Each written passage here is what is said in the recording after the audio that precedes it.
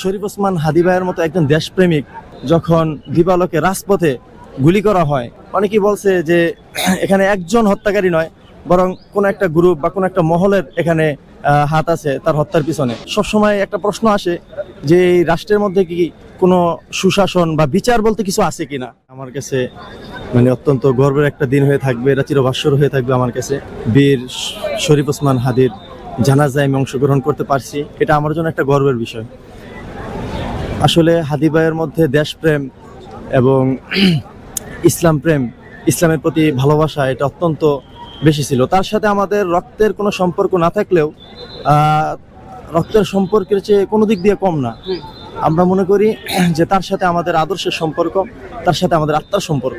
সে দূর দূরান্ত থেকে তার জানাজায় অংশগ্রহণ আসছি।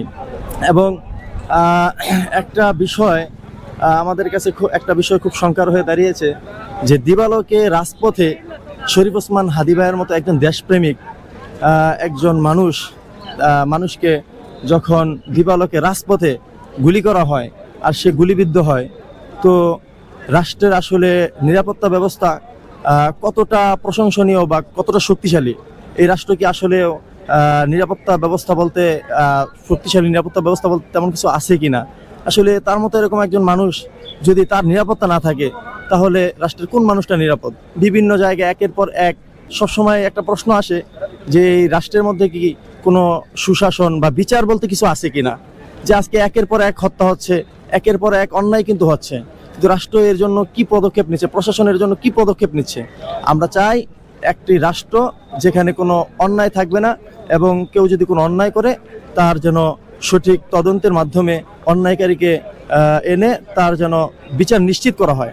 আমরা এটাই কামনা করি। এবং শরীফ ওসমান হাদী ভাইয়ের যে হত্যাকারীরা, এখানে অনেকেই বলছে যে এখানে একজন হত্যাকারী নয়, বরং কোন একটা গ্রুপ বা কোন একটা মহলের এখানে হাত আছে তার হত্যার পিছনে। তো আমরা চাই তদন্ত সাপেক্ষে যারা এই হত্যার সাথে জড়িত প্রত্যেককে দেশে এনে জনসম্মুখে এরকম দৃষ্টান্তমূলক শাস্তি দেওয়া হোক, যে পরবর্তীতে যেন আর কোনো অন্যায়কারী এ ধরনের কোনো অন্যায় করতে সাহস না পায়।